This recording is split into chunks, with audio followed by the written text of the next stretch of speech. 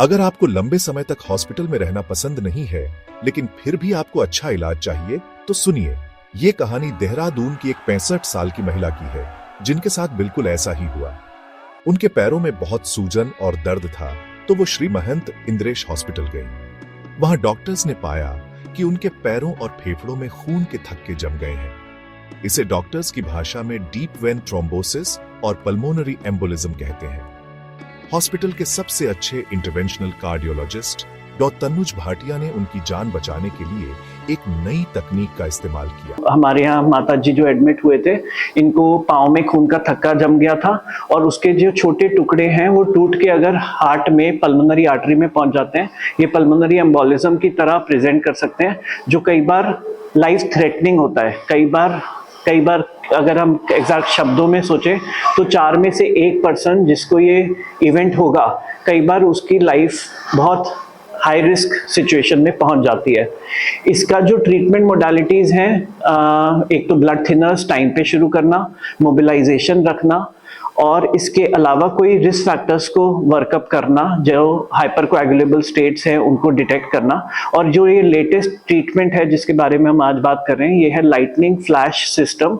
इसको हम लोग इंट्रोड्यूस करके इस खून के थक्के को बाहर निकाल सकते हैं। जैसे कि आपने वीडियो में देखा, बहुत मेजर अमाउंट ऑफ खून का थक्का निकाला गया पाँव की वेन्स से, और अगर यही टुकड़ा एम्बोलाइज होके यानी कि टूट के अगर हृदय में एक बार प्रवेश कर जाए तो शॉर्ट टर्म में लाइफ पर और लॉन्ग टर्म में पेशेंट की लाइफ की क्वालिटी पर बहुत ज्यादा इफेक्ट पड़ता है। उनकी सांस बहुत ज्यादा फूलने के रिस्क बढ़ जाता है। लॉन्ग टर्म सर्वाइवल भी पेशेंट का अफेक्ट हो सकता है।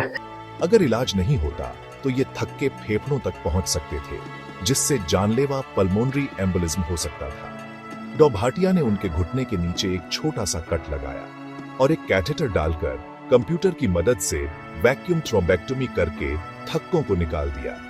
ये एडवांस्ड मशीन मानो जैसे कोई आर्टिफिशियल इंटेलिजेंस हो, खून और थक्कों में फर्क कर लेती है, जिससे खून कम से कम निकलता है। सिर्फ 15 मिनट में ये प्रक्रिया पूरी हो गई। ये सब लोकल एनेस्थीसिया में हुआ तो मरीज को तुरंत आराम मिला।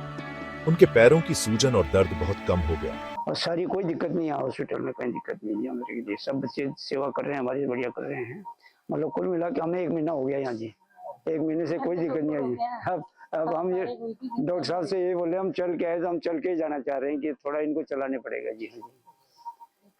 और कोई दिक्कत नहीं है। ये मैं पहले तो ये रीढ़ की हड्डी वाला तो ये है जी, पंकज अरोड़ा जी है, और ये दूसरा जो ऑपरेशन के तनुज भाटिया जी, हाँ तनुज भाटिया जी है। तो उन लोगों ने भी बढ़िया करा जी। उन लोगों ने भी कोई दिक्कत नहीं दी है। पूरा जो उनके सामने परिस्थिति है उन लोगों ने उसका इलाज किया और ऑपरेशन भी कर दिया जी। तो उन पे सारे आ रहे पूछने, ये बेचारे सब ये सेवा करे, सारी ये सिस्टर सब अच्छे से हैं। सिर्फ 1 दिन हॉस्पिटल में रहने के बाद उन्हें छुट्टी दे दी गई। इस कामयाब इलाज से उनके फेफड़ों में थक्के पहुंचने का खतरा खत्म हो गया, जिससे हार्ट फेल और मौत का खतरा टल गया। आज वो बिल्कुल स्वस्थ हैं और श्री महंत इंदिरेश हॉस्पिटल की वजह से उन्हें नया जीवन दान मिला है। और इस तरह श्री महंत इंदिरेश हॉस्पिटल में मॉडर्न मेडिकल साइंस ने एक जान बचाई।